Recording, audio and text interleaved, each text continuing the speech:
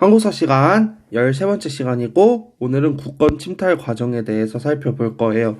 이렇게 많은 조약들이 있지만 이 조약들을 어떻게 체결했고 일본이 왜 이 조약들을 체결했는지 살펴볼 거예요.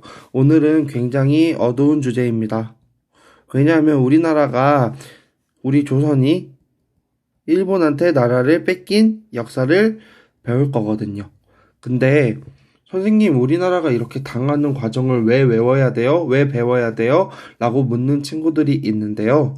이렇게 복잡한 과정을 배우는 이유는 똑같은 역사가 반복되지 않도록 하기 위함입니다. 선생님은 이 과정을 알아야 다른 나라가, 일본이 아닌 또 다른 나라가 우리나라에게 이렇게 접근할 때 우리가 대응할 수 있다고 생각해요. 오늘 어두운 주제, 조금 나라가 빼앗기는 주제지만 살펴보도록 하겠습니다. 복습이에요. 광무개혁의 개혁 원칙입니다. 그냥 딱 기계적으로 나와야 돼. 광무개혁, 개혁 원칙, 구본신참. 어떤 개혁? 점진적인 개혁이다. 그럼 구본신참의 뜻이 뭔데? 옛것을 근본으로 하고 새로운 것을 참고한다라는 뜻이었지. 그리고 하나 더. 훈련대, 시위대, 친위대, 진위대. 꿀팁이었지. 훈시, 2차 가보. 친진, 의미개혁. 시진, 광무개혁. 이렇게 외워주면 된다는 거. 그 다음에 국권 피탈 과정에 대해서 살펴보도록 하겠습니다. 뜬금없이 선생님이 한때 즐겨 했던 메이플 스토리의 작품을 데리고 왔어요. 작품. 너네 메이플 해봤니? 작품 잡아봤니? 선생님이 옛날에 메이플 할 때는 작품을 정말 막 몇십 분 동안 잡고 그랬어요. 지금은 작품 잡는 거 진짜 쉽지. 어쨌든 그렇습니다. 작품을 왜 끌고 왔느냐? 조선이라고 하는 나라를 일본이 갖기 위해서 조선을 작품이라고 생각했을 때 일본은 한 번에 이 작품이라는 몬스터를 한 번에 잡은 게 아니에요. 팔 하나씩 자르면서 마지막에 힘이 약해진 조선을 꿀꺽 먹어버렸단 말이야. 이렇게 팔을 자르는 과정을 보는 거야. 알겠지? 한 번에. 그러니까 이런 작품을 요렇게 그냥 본체만. 그러면 나중에 꿀꺽 먹기 쉽게. 그 과정을 살펴보겠다는 거야. 일본이 굉장히 세심하게 또는 전략적으로 접근합니다. 이렇게요. 그러니까 작품의 팔을 하나씩 자르고 결국 본체를 먹었다는 얘기지. 보겠습니다. 오늘은 조약이 굉장히 많지만 수업 잘 따라오면 될 것 같아요. 오늘 수업의 핵심은 뭐냐? 흐름을 따라오는 게 중요합니다. 흐름. 오케이. 1904년의 상황부터 볼게요. 1904년에 먼저 러시아가 압록강 하류에 용암포를 설치하려고 해.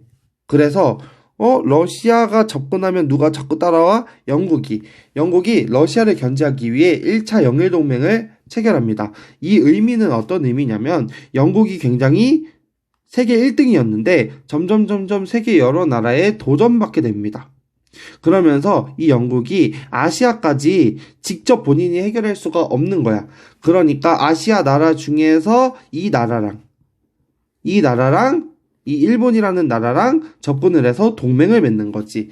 그게 1차 영일동맹입니다. 누구를 막기 위해서? 러시아를 막기 위해서. 똑같이 영국도 EEJ를 쓴 거지. 아시아의 일은 아시아끼리 해결하도록 아시아 중에 자기 편을 딱 하나 만들어 놓은 거지. 그 편이 뭐였던 거야? 일본이었던 거지. 그래서 러시아랑 일본이랑 전쟁 직전까지 가니까 고종이 이제서야 국의 중립을 선언합니다. 중립? 한반도 중립국? 언제 했었지? 갑신정변 이후에, 그지? 갑신정변 이후에 6.1준이 부들부들 이들이 한반도 중립화론을 주장했었지. 이거 언제 어떤 사건 이후였지? 갑신정변 이후 거문도 사건이 있었고 거문도 사건 이후에 6.1좀 부들러가 한반도 중립환원을 주장했었단 말이야. 이때 고종은 무슨 우리나라가 중립국이야 라면서 제대로 반응하지 않습니다. 하지만 1904년 러일전쟁이 또 일어날 것 같자 고종은 국의 중립을 선언합니다. 하지만 이때는 굉장히 늦었어요. 이 10년 차이가. 거문도 사건 1895년입니다. 그리고 러일전쟁 직전 1904년 이 10년 동안 고종은 정세를 제대로 파악하지 못한 것이지요.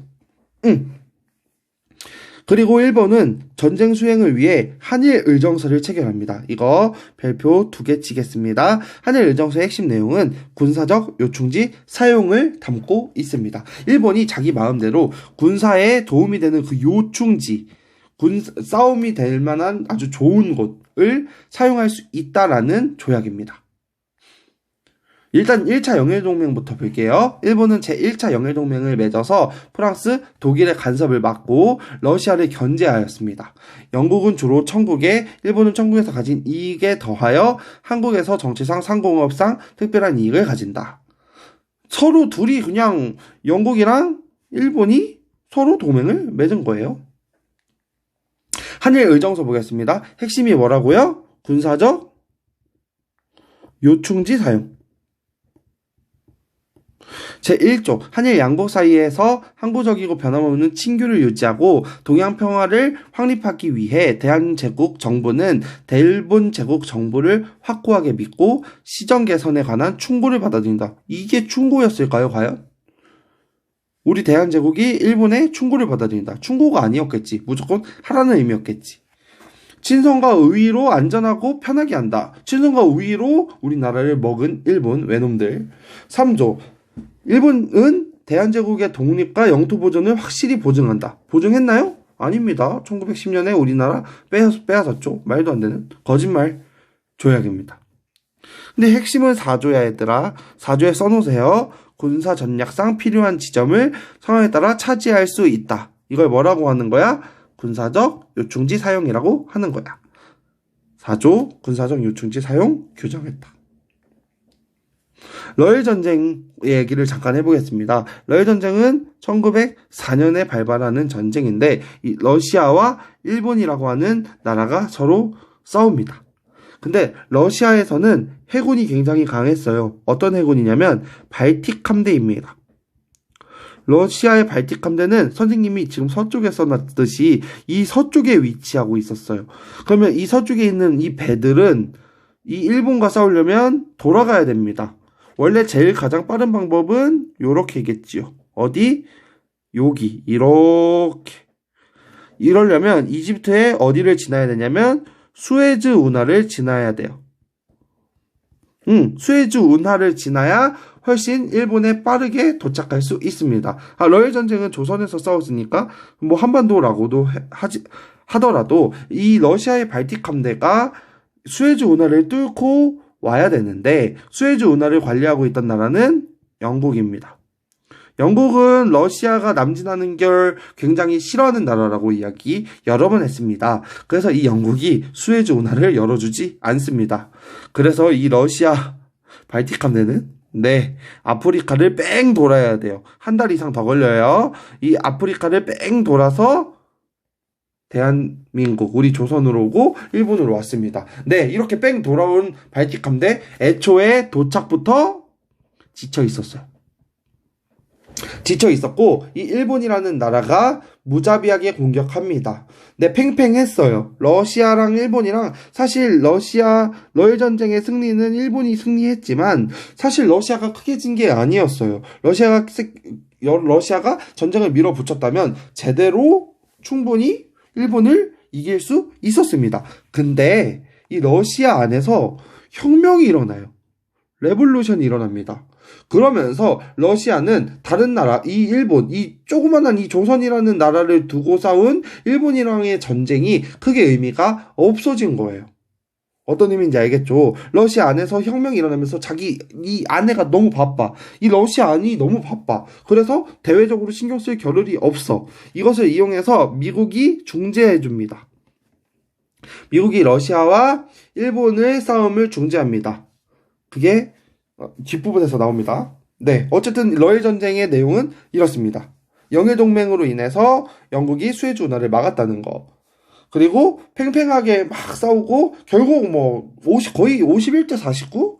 일본이 51, 뭐 러시아가 49 정도였는데 그냥 러시아가 그 러시아 나라 안에서 혁명이 일어나면서 이 전쟁을 포기하게 되는 일이 일어납니다. 추가적으로 볼게요. 러일 전쟁의 승기를 잡은 일본은 1차 한일협약을 체결합니다. 1차 한일협약 별표 셋. 1차 한일협약의 내용을 볼게요. 핵심 내용은 고문 정치입니다. 그 고문 아니에요. 어떤 고문이었다고요?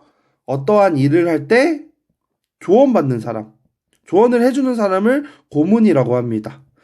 그 조언을 해주는 사람 고문 정치를 체결해요. 고문으로 누가 오냐면 재정 고문으로 메가타가 오고 외교 고문으로 스티븐스가 옵니다. 이거 둘 다 별표 둘. 메가타, 스티븐스. 메가타는 화폐 정리 사업을 실시해요. 동그라미 치시고 스티븐스는 나중에 배웁니다. 누구랑 누가 죽이냐면 우리나라 사람 장인환, 전명운이라는 사람이 이 우리나라의 악질 고문이었던 스티븐스를 사살하게 됩니다.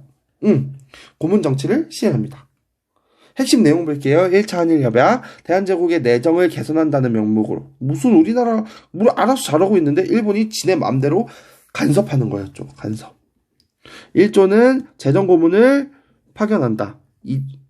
2조는 외교 고문을 파견한다는 것이었고 1조는 고문 정치를 시행한다. 그리고 재정 고문 메가타. 외교 고문 스티븐스가 파견되었다. 그리고 메가타는 어떤 사업을 실시한다? 화폐 정리 사업을 실시한다는 것. 그리고 1905년이 됩니다. 일본은 이제 조선을 뭐 하기 위해서? 식민지하기 위해서 조금 침착한 모습을 보입니다. 침착한 모습. 왜냐면 청나라랑 일본이랑 싸웠을 때 청나라를 일본이 이기고 본인이 승리했어요. 근데 이때 어땠어? 시모노세키 조약을 체결할 때 어땠어? 다른 나라들이 간섭을 했어. 어느 나라? 러시아, 프랑스, 독일이. 그래서 일본은 어떤 생각을 가지냐면 우리가 그냥 조선을 꿀꺽 먹을 수 없구나. 다른 나라의 인정이 필요하구나. 를 느낍니다.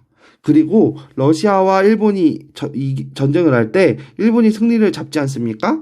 이때 일본은 생각을 하는 거야. 우리가 조선이라는 나라를 먹을 때, 우리가 조선이라는 나라를 식민지화할 때 우리 마음대로 할 수 있는 게 아니다. 누구의 인정이 필요하다? 다른 나라, 강대국들의 인정이 필요하다라는 생각을 갖게 되는 거야. 그러면서 조약을 다른 나라들과 체결합니다. 첫 번째, 7월 27일에 지어볼게요. 첫 번째, 7월 27일에 가스라 테프트 밀약을 체결합니다. 가스라는 일본 사람이고 테프트는 미국 사람이에요. 미국 사람이랑 일본 사람이 둘이 만나서 밀약을 합니다. 우리는 조선 가질게. 미국, 아메리카 너네는 필리핀 가져. 서로 인정하는 겁니다. 뭐야? 조선이라는 사람, 조선 나라 사람들, 필리핀 나라 사람들 여기에 참여해서 안 했어? 안 했어. 그냥 지들이 일본은 조선 우리 거 할게. 미국은 필리핀은 우리 거 할게. 우리 서로 건들지 말자라는 조약을 체결하는 거야. 말도 안 된다고 생각합니다. 선생님은 지네가 뭔데? 그리고 미국은 이것을 어기는 거야. 뭐를 어기는 거냐면 조미수호 통상조약을 어기는 겁니다. 조미수호 통상조약을 우리 돌이켜 생각해보자. 조미수호 통상조약의 핵심 내용 중에 첫 번째는 체결한 이유는 거종조정이라고 하는 내용이었습니다. 이거 뭐였어? 조선과 힘센 A라는 나라가 다투게 되면 누가 중재해준다? 미국이 중재해준다는 거야. 그럼 뭐야? 조선이 일본한테 이렇게 당하고 있으면 미국이 중재해야 되는데 미국 지금 뭐 하고 있어? 일본이랑 짝짝꿍해서 서로 나눠먹기 하고 있는 거야. 이거 미국이 어긴 거죠. 두 번째, 2차 영일동맹도 체결합니다. 일본은 일본이 이렇게 얘기하는 거지. 조선 내가 가질게. 영국, 잉글리시, 너네는 인도 가져. 서로 인정합니다. 지네가 뭔데? 역시. 그 다음 9월 포츠머스 조약을 체결합니다. 러일 전쟁이 일본이 승리한다는 인정하는 조약인데요. 이건 조금 썰이 있습니다. 러시아랑 일본이 싸웠어. 일본이 51이고 러시아가 49였어. 그럼 뭐 러시아가 계속 밀어붙여도 되지만 러시아가 자기 나라 안에서 혁명이 일어나면서 이 전쟁을 포기하게 되지. 이것을 알았던 미국의 루즈벨트 대통령이 있는데, 야 너네가 서로 그냥 이제 이 전쟁 마무리해 라고 하는 포츠머스 강화 조약을 하는 거야. 근데 이 러시아랑 일본이 무엇을 두고 싸웠지? 조선이라는 나라를 두고 싸웠지. 이 조선을 누가 먹을까 가지고 러시아랑 일본이랑 싸운 거야. 근데 러시아와 일본의 싸움의 마지막을 종지부를 찍는 이 포츠머스 강화 조약에 조선은 있었다 없었다? 없었다는 거지. 그러면서 루즈벨트는 이렇게 러시아와 일본의 전쟁을 더 끝까지 안 가게 하고 전쟁을 잘 마무리했다는 의미로 이 루즈벨트는 노벨 평화상을 탑니다. 말이 되나요? 조선이라는 나라 입장에서 보면, 우리나라 입장에서 보면 우리나라가 일본에 빼앗기게 되는 계기가 되는 조약인데, 그 조약 때문에 미국의 대통령은 노벨상을 타게 되니까 좀 우리한테는 어이가 없는 조약이죠. 어쨌든 러시아가 일본에게 조선에 대한 권위를 넘겨주게 됩니다. 그게 포츠머스 강화 조약이에요. 이거 외우는 방법 쉬워요. ABR로 외우면 되거든. A. 아메리카, 미국과 가스라테프트. B. 브리티시, 영국과 2차 영일동맹. R. 러시아랑 포츠머스 강화 조약. 쉽죠? ABR로 외우면 됩니다. 1905년 ABR, 아메리카, 가스라테프트. 브리티시, 2차 영일동맹. R. 포츠머스 강화 조약. 내용 한번 볼게요. 가스라테프트 누구랑? 일본이랑 미국이랑 하는 거야. 아메리카 A. 1905년 7월 미국 테프트는 가스라와 삼국의 지배권을 인정했다. 지네가 뭔데? 여기에 조선이 있었다 없었다? 없었다는 거지. 가스라는 르르르르, 테프트는 르르르르. 그러니까 뭐야? 다시 일본은 어디를 갖고 조선을 갖고 미국은 필리핀을 갖는, 서로 나누어 먹는 조약이었지. 선생님, 원래 미국은 아름다움을 믿잖습니다. 근데 선생님 쌀 믿자 쓸 거예요. 지금 이 가스라테프트 미락 같은 이 지금의 미국, 지금은 아름다울지 몰라도 그때 당시에는 그냥 쌀국입니다. 선생님 그냥 미국을 폄하해서 이렇게 표현할 겁니다. 어쨌든 가스라테프트 미락을 체결하고요. 조미수와 통상 조약을 어긴 거예요. 어떤 내용을 어겼다고? 거종조정 조항을 어긴 거다라는 거. 다음 2차 영일동맹. 러일 전쟁 종료 직전에 일본과 영국이 지네 마음대로 한국과 인도에 대한 권리를 서로 인정했다. 일본은 어디를 갖고 조선을 갖고 영국은 어딜 갖는 인도를 갖는, 이것도 말도 안 되는 조약을 체결하는 거지. B. 브리티시 이렇게 영국을 의미하지. B. 브리튼.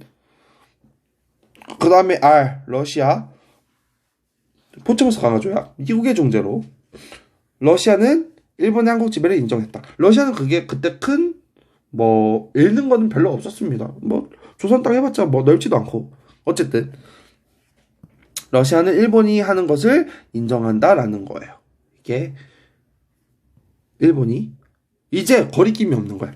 이제 아까 그 작품 봤지? 작품의 손들을 다 잘라버린 거야. 거슬리는 미국, 영국, 러시아, 그리고 여러 조약들을 체결하면서 조선을 가두고 있어. 이 조선을 이제 보스를 잡기만 하면 되는 거지. 이 조선을 먹기만 하면 되는 거야. 일본이. 봅시다. 1905년이 됩니다. A. 가스라테프트. B. 2차 영일동맹. R. 포츠머스 강화 조약. 이후에 을사조약을 체결합니다. 얘들아 이거 알지? 오, 갑, 을. 쉬워. 을사조약을 체결합니다. 핵심 내용은 뭐냐면요. 통감정치, 외교권 박탈이에요.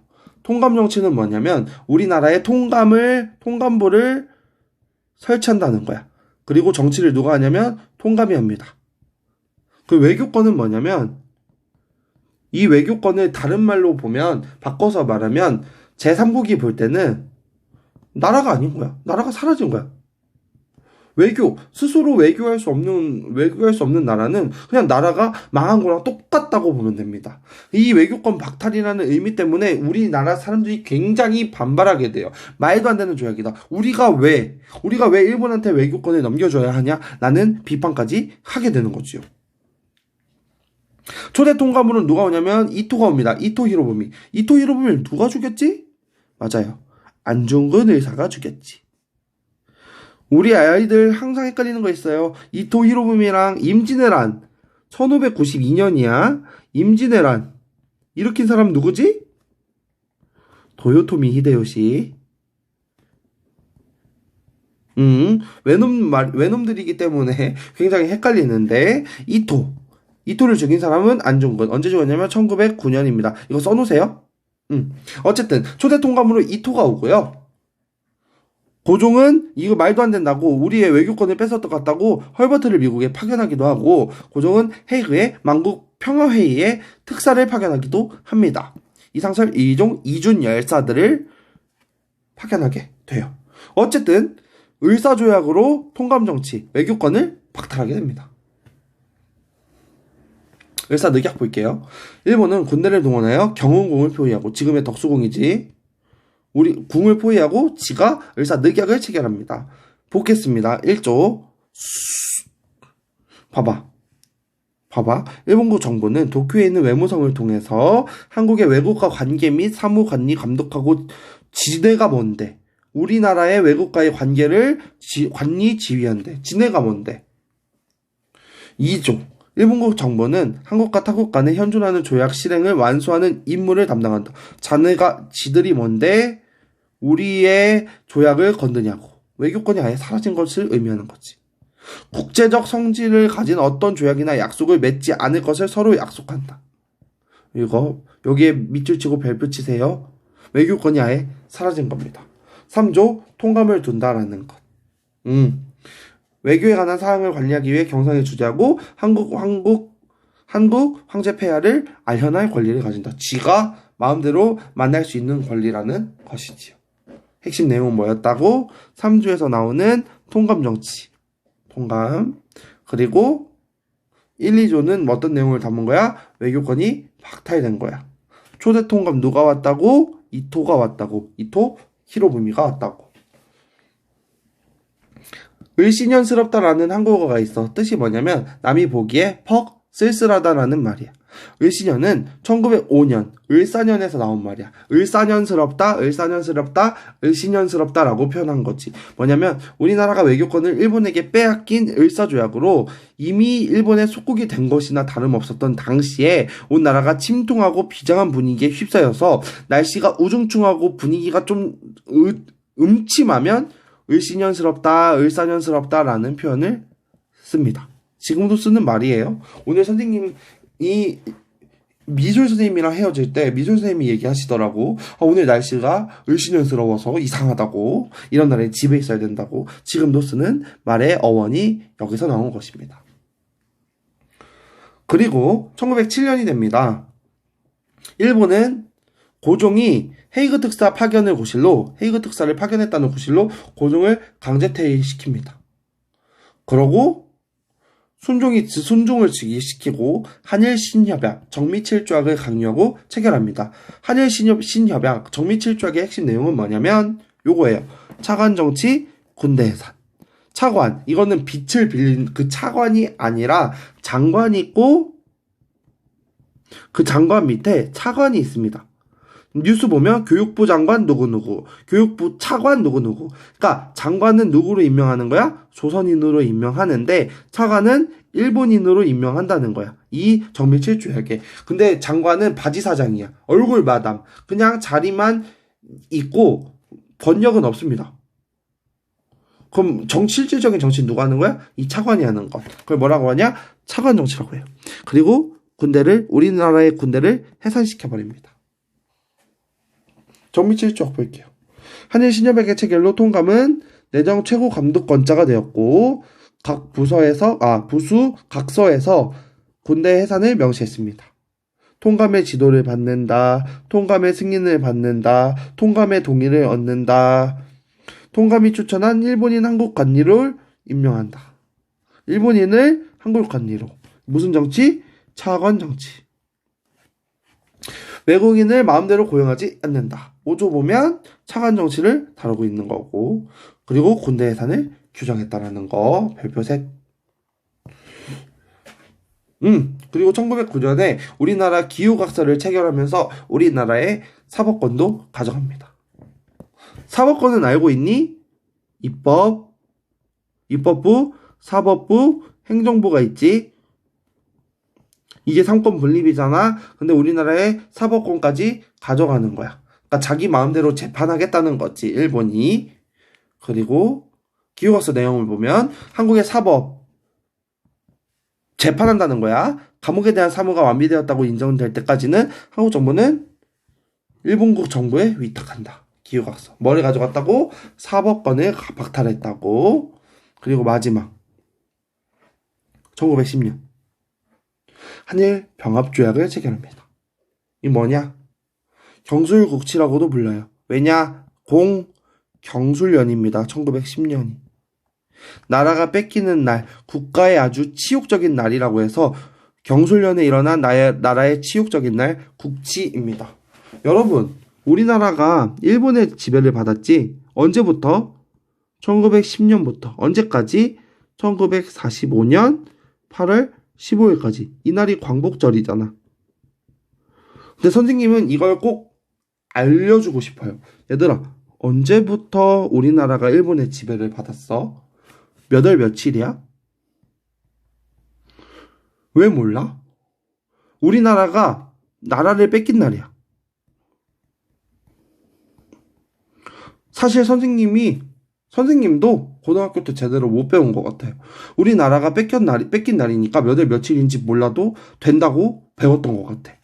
선생님께서 알려주셨지만 크게 강조하지 않으셨어. 선생님이 인강도 되게 많이 들었는데 그 인강 강사들도 다루지 않았어. 근데 선생님은 꼭 다루고 싶어. 우리나라가 뺏긴 날을 알아야 될 것 같아요. 우리의 어두운 역사라고 안 배우면 안 될 것 같아. 잘 나가는 역사만 배우는 건 잘못된 것 같아. 우리의 흑역사도 알아야 되지 않을까, 얘들아? 왜냐면 팩트는 우리는 일본의 지배를 받았어. 이거 바꿀 수 없는 팩트야. 사실이야. 근데 이 일본의 지배가 시작된 날, 이 날을 우리는 기억해줬으면 좋겠어. 선생님이 그런 의미에서 설명할게요. 국치일은 8월 29일입니다. 조약 체결은 한일 병합조약은 8월 22일 날 체결하지만 반포가 29일 날 돼요. 그래서 국치일은 8월 29일입니다. 우리는 8월 29일부터 법적으로 일본의 지배를 받기 시작했어요. 한 번 더 얘기할게, 얘들아. 우리나라의 잘 나가는 역사, 성장하는 역사, 우리나라가 일본을 이기고, 중국을 이기고, 월드컵에서 4강을 가고, 수출이 늘고, 뭐를 잘 팔고, 차를 잘 팔고, 삼성이 잘 나가고, LG가 잘 나가고, 이런 역사? 당연히 배워야지. 근데 우리나라의 안 좋은 역사, 우리가 지배당했고, 우리가 많은 사람들을 학살했고, 우리가 베트남전에 가서 베트남 사람들을 우리가 죽이고, 성폭행하고, 이러한 안 좋은 이 다크 히스토리도 우리는 배워야 한다는 거지. 우리가 나라를 뺏긴 날, 국치일 기억해줬으면 좋겠습니다. 말이 조금 길었네. 한일병합조약 내용 볼게요. 한국 황제 폐하는 한국 전부에 관한 일체 통치권을 완전히 영구히 일본 폐하에게 양류한다. 그리고 일본국 황제 폐하는 공운이 있는 한국인으로서 특히 표창하기에 적당하다고 인정되는 자에 대해서는 자기를 준다. 대표적으로 이완용 같은 놈이 있겠지요. 이완용 같은 놈. 미친 새끼. 네, 온라인 계약이 아니었으면 쌍욕을 했을 텐데 이완용 같은 놈이 자기를 가져가게 되지요. 이게 한일병합조약입니다. 이 전문을 한번 살펴볼게요. 이 전문을 꼭 다루고 싶었어. 이완용이랑 데라우치가 체결하게 되는데 이 조약으로 우리는 식민지가 됩니다. 처음에 전문에 뭐라고 나오냐면 한국 황제폐하 및 일본군 황제폐하는 양국 간의 특별히 친밀한 관계를 고려하여 우리가 친밀해서 이 외놈들이랑 절대 아니지. 상호 행복을 증진하여 동양의 평화? 우리가 나라를 지배당한 게 동양의 평화야? 말도 안 되는 소리지. 영구히 확보하기 위해서 이 목적을 다시 활용하면 한국을 일본국에 병합하는 것. 병합이라는 단어도 잘못된 말입니다. 나란히 합친대. 이거는 뭐냐면 우리 조선과 일본이 동등한 조건에서 합친다는 말이 병합이야. 동등한 조건이니? 아니지. 일본 안에 조선이 들어간 거잖아. 병합이라는 말도 사실 잘못된 말입니다. 그냥 조약 체결할 때 병합조약이라고 써서 그렇지. 어쨌든 병합조약을 체결하기로 결정한다. 이를 위해 한국 황제폐하는 내각 총리 대신 완용이를, 일본은 통감 데라우치를 정권위원회에 임명한다. 그리고 조약을 협정한다라는 전문을 담았어. 말도 안 되는 그냥 형식을 지키는 거지. 정리해보겠습니다. 일단은 일본이라는 나라는 이때는 명분을 굉장히 중시했어. 그러니까 무슨 말이냐면 어떤 의미라고 해야 될까요? 일본이라는 나라는 그냥 자신이 조선을 그냥 힘으로 뺏지 않았어. 그러니까 어떠한 절차를 밟으려고 했어. 이 절차가 좀 이상해서 그렇지. 우리 입장에서 이상한 거지. 지들은 굉장히 신사적으로 조선을 먹으려고 그런 포장을 많이 했습니다. 어쨌든 조선이라는 작품을 잡는 과정인 거야. 첫 번째, 러일 전쟁. 일본이 러시아와 전쟁을 하면서 뭐를 체결해? 한일 의정서를 체결해. 핵심 내용은 뭐야? 군사적 요충지 사용. 이때는 뭘 가져갔냐? 우리의 영토 사용권을 가져갔습니다. 땅을 마음대로 가져가. 1차 한일협약을 체결해. 이때 내용은 뭐야? 고문정치야. 고문정치. 그러면서 국내 정치까지 지네 마음대로 가져가. 고문정치. 그 다음 1905년에 ABR. 미국과 가스라테프트, 영국과 2차 영일동맹, 러시아랑 포츠머스 강화조약. 그러면서 미국한테 승인을 받고, 영국한테 승인을 받고, 러시아한테 승인을 받는 거야. 그리고 무슨 정치? 을사조약을 체결해. 이거 무슨 정치야? 통감정치. 외교권 박탈. 그러면서 우리의 뭐까지 가져가? 외교권까지 가져가. 그리고 고종이 헤이그 특사 파견하니까 이것을 명분으로 고종을 강제 퇴위하게 되고, 강제 퇴위시킨 다음에 순종을 즉위하고 정미칠조약을 체결해. 핵심 내용 뭐야? 차관 정치야. 장관, 차관. 그리고 군대를 해산해. 그래서 군사랑 내정까지 가져갑니다. 1909년에 기후각서를 통해 사법권을 가져가고 1910년에 마지막으로 끝을 내는 거지. 경술국지, 강제병합. 그러니까 일본이 절차를 중요했다라는 말을 보여주는 거지. 다시 봐봐. 이거는 꼭 알아야 돼. 고문정치, 통감정치, 그리고 넘어가라. 차관정치. 고통차로 외우면 되거든. 고통차. 고문정치 1차 한일협약. 통감정치 을사조약. 차관정치 정미조약. 이렇게. 고통차, 고문정치, 통감정치, 차관정치. 얘들아, 외우는 건 무조건 리드미컬하게 외우는 게 제일 좋아해. 아무튼 오늘 글쓰기 활동 해볼 거야. 뭐냐면 이것입니다. 오늘 배운 다양한 조약이 있습니다. 여러 조약이 있어요. 다 말도 안 되는 조약이야. 그 배운 조약 중에 하나를 선택해서 그 조약이 부당하다고 하는 글을 써보면 돼. 이러해서 그러면 뭐라고 써야겠어? 나는 이 조약이 뭐뭐 해서 부당하다고 생각한다. 이렇게 써야겠지. 또는 나는 이 조약이 부당하다고 생각한다. 왜냐하면 이런 식으로 써야겠지. 논리적으로 쓰라는 거야, 얘들아. 논리적으로. 너네 글쓰기 하는 거 보면 점점 성장하고 있다, 얘들아. 생각보다 되게 잘 쓰고 논리적으로 쓰고 있어. 근데 선생님은 더 바라는 거야. 더 논리적으로. 이러한 맥락에서 이런 조약을 체결하는 것은 굉장히 부당하다라고 써주면 됩니다. 다음 시간에는 이번 시간에 배웠던 을사조약이랑 한일병합조약의 부당성을 증명하는 내용을 배워보도록 할 거야. 이 조약들이 굉장히 부당하거든. 잘못 체결했거든. 절차가 잘못됐거든. 그러한 내용을 다루어 보려고 합니다. 원래 오늘 수업 내용에 다루려고 했는데 너무 내용이 많을 것 같아서 나누었어요. 어쨌든 이번 시간에는 조금 무거운 주제를 살펴보았습니다. 너무 무거운 주제를 강의식으로만 딱딱딱 외워야 할 것만 정리한 것 같은 느낌도 드는데요. 어쨌든 우리가 당했던 이 절차를 꼭 알고 기억했으면 좋겠습니다. 오늘 수업 잘 들었으면 오랜만에 얘기하네. 구독 그리고 좋아요 꼭 눌러주세요. 선생님 구독자 100명 넘었어. 게이득. 200명 되면 이벤트 할게요. 아무튼 오늘 수업은 여기까지 하도록 하겠습니다. 고생했어요.